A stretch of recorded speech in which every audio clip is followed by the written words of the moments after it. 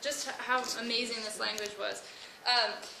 The first class that I did kind of like set the stage really well because my teacher was like, well, gave us some like, hi, how are you, stuff like that. And then he was like, all right, well, let's start. Well, we don't have anything for any word for to have. We don't, the way that we do it is we say, this object exists in relation to me. So the way that you would say, I have rice, is oi, which means exists. The prefix k, which means me. And then ishim, which is, oh, that's corn, sorry. Which I thought was, they don't have that verb. It's only, so you can see how this language sets the stage for this kind of revolution, this kind of structure of not owning anything, and everything is in relation to me, or in relation to us, or in relation to you, or both of us, or whatever. Sorry, what's the language again? Tzotzil? Can you write it? Tzotzil, yeah. Oh wait, I have it. I have a slide. Oh, there it is. There it is. And that's just one of the main Mayan languages. Is that? I mean, I don't know if it's main. It's the one that I learned, and the what is spoken around the region of Oventique. So I don't know about the other Mayan languages and how this works, but so this is only for Tzotzil, and I think it works the same way in Taltal. I think the structure is similar. Yeah. I had a question, and it kind of relates to this, which is the land owned then in common? Yeah, I think so. There is no such thing as owning the land, because that would mean you would have the land. Yeah. So people have plots that are for their family, but I don't think that the idea of owning the land is the same as it is here. Yeah. Yeah. So that's the first thing that kind of set the stage for how different this world and this language is from English and Spanish. That's why it was really hard to learn. So I spent 3 weeks studying it, and I really can't say anything. Then another word that we learned was the word for struggle, or lucha, which is basketball. And this word is really interesting. It has a lot of different implications. One of the people at Hampshire actually wrote his whole thesis on not just basketball, but a bunch of different Tzotzil words, and it's like 100-some pages long, and it only goes over maybe 5 words, 5 or 10. But so pas comes from the verb pasar, which means to do.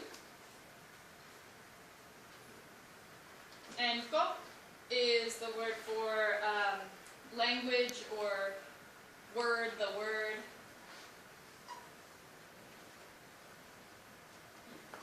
So the implications of this word are interesting. The way that the promotore explained it to us, she kind of started out by saying, what do you do? So I was like, well, I dance, and I walk around, and I study, and I watch TV, and I, what else do I do? Eat. You know? I eat, exactly. And she kind of sorted those into things that would fit under the verb pasar, which implies motion and activity. So dancing and walking imply motion and really, really doing something. And then she was like studying, thinking. It's important, but it's not under this category. So that this word really, really implies action. It doesn't just imply just talking about the struggle. It really implies doing something and really, really struggling. It also implies, because of this verb and And it's pretty non-specific. So there's no one way to do it. It's just kind of like doing the word. You know, just doing the word, whatever that word is, whatever that struggle is, doing it. And there's no specific, there's no like prescribed way to struggle, which comes from this word. So that's another one. Another really interesting couple of words was they have 3 words for the word work, which mean different things. So we only have one word, which is just work, which kind of encompasses all these, but they have 3. So the first one is amtel, and amtel is work that you do in your house to take care of your family and to take care of your house and sort of like your own well-being is amtel. So working in your field with your family, or not just your family, also for your community. So your community, taking care of your own livelihood in relation to other people as well. No money is involved in this one at all. So things like working in the fields, doing your promotore work would probably be amtel. Things to sustain your community, things to sustain yourself. I'll just write for note purposes. Also, their word for family, they don't really have a word for like blood or the way that we think of family. It kind of is way more inclusive than that. Then there's pakakal.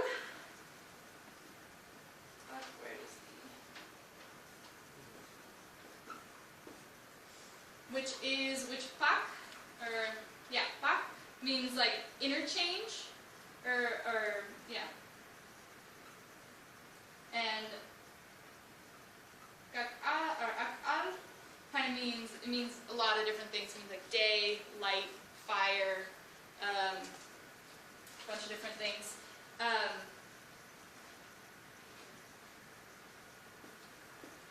So this one is work you do. No money involved in this one either. Is work you do for your community that doesn't necessarily benefit you, but you do it because you know that people will come and help you when you need it. So if your neighbor needs a barn for their or a chicken coop for their chicken, they don't have time to build it all themselves. People will come and help them. And there's no money involved. They just know that in some time in the future, they will respond in this interchange. So it's not paid work. There's no expected return. Like you did this and I need to do this for you. It's just like sometime in the future, I know that you will come and support me when I need it. So let's call this support work.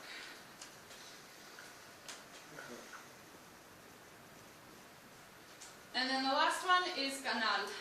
And canal is the work that we're all familiar with. I'm sure we've all done it. It is work for money that you do in order to survive in this capitalist world. And in this world, in this word is pretty much synonymous with exploitation in the language. So they really don't. Doesn't really get it. Yeah. And the canal is kind of, it's bad. It's nobody really wants to do that. But they realize that if you do canal, you're not a bad person because we know that we need to survive.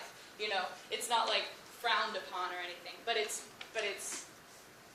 they're really real about it. Like this is not work that you really need to be doing. This is work you're doing because of this structure of oppression and capitalism.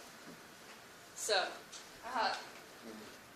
that kind of puts in perspective how we view work as well, because that's the first question people ask you is like, oh, what do you do for a living? Not what do you do, which is what she asked me, what do you do? Not what do you do to make money, because that's not the most important thing.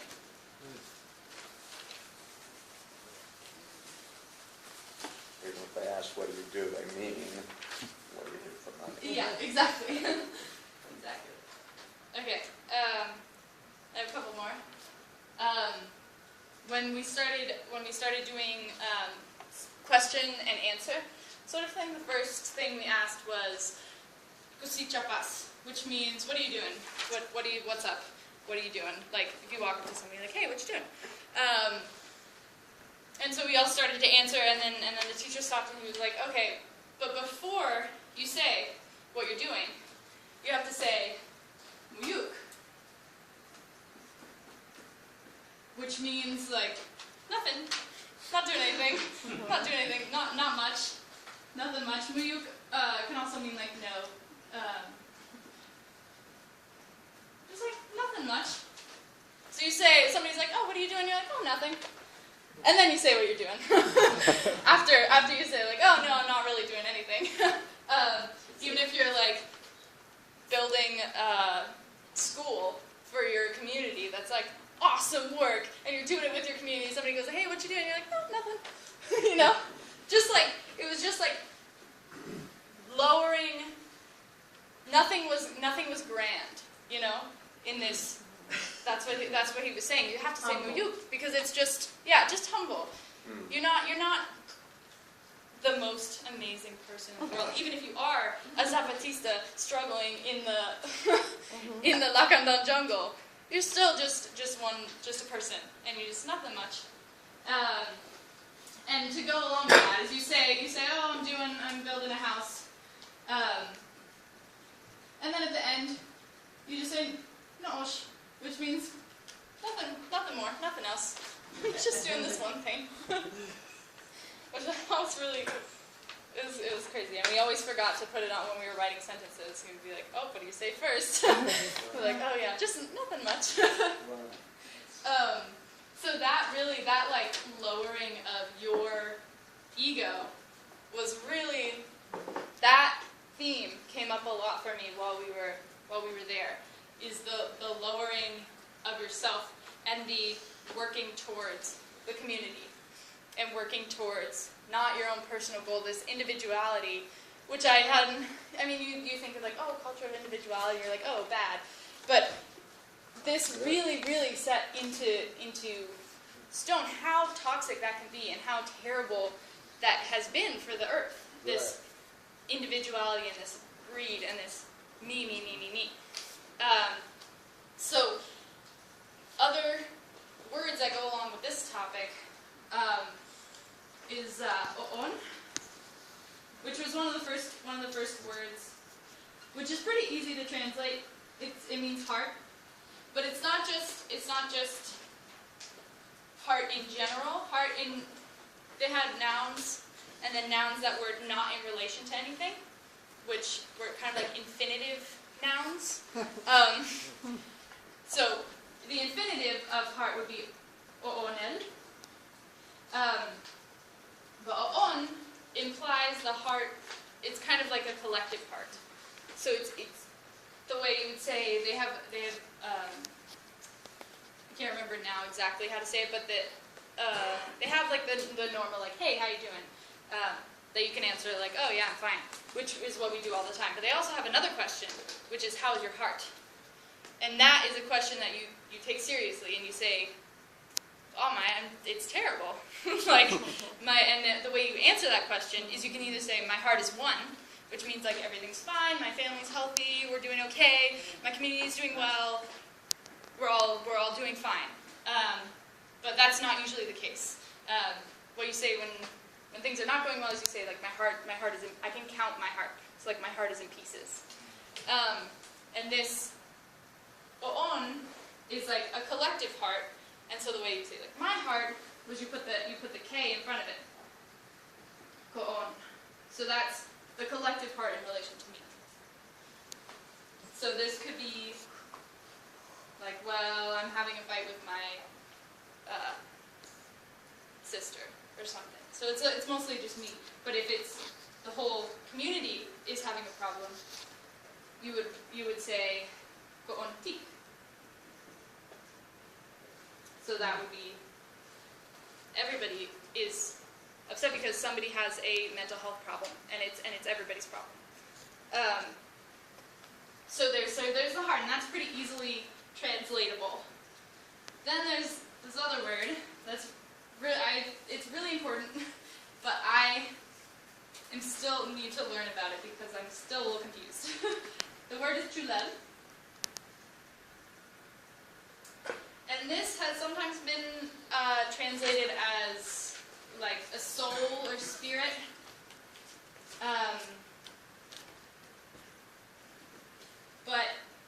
But it's really not that simple.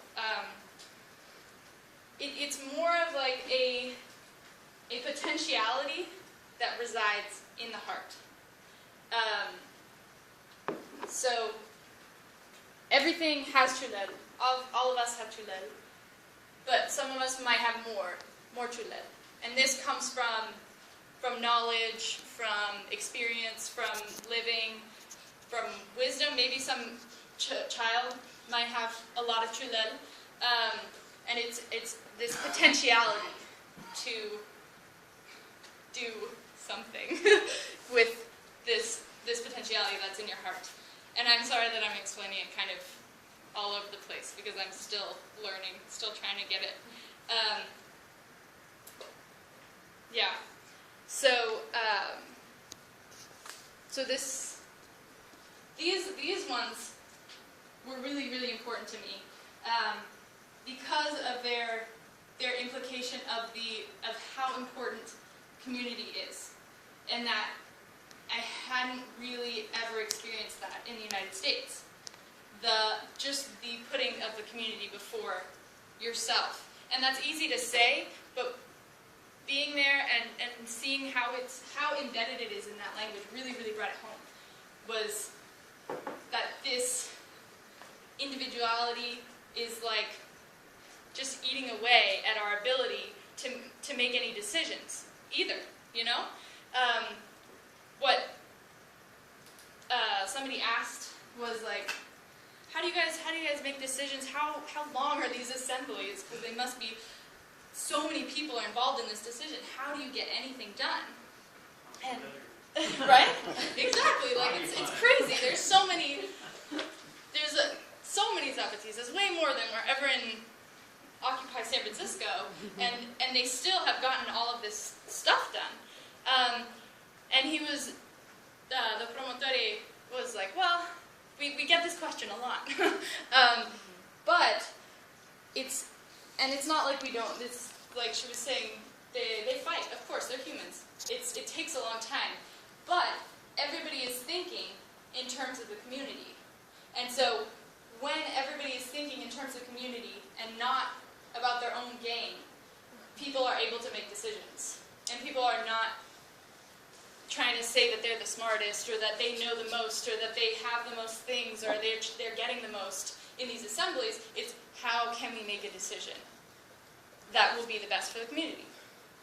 So we did an exercise at the end of our time in Oventique, which I want to do now, which might be totally, it might not work, but we're going to try it.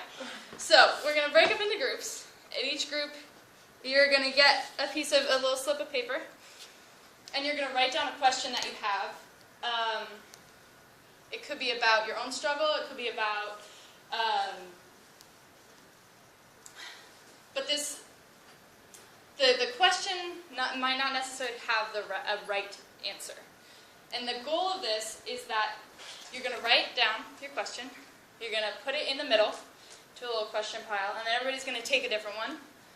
And you're going to read somebody else's question, and go around and you're going to read the question, and you're going to say how you would answer it. And if somebody else in your group feels like they have something to add to your answer, then they can add it. And if somebody else has something after that, they can add it. But think of it as a building up, and not as saying you're wrong or whatever. And maybe you do feel that way. And we'll tackle that when it comes. But the goal is to find an answer together in a way that nobody knows the right answer, but together you know. Yeah? Practicing the this on and Muyukan Nosh. Is that Yeah. just the smaller group that comes to that answer? Or Yeah. Okay. That's just for the sake of time. So We have an hour. should we take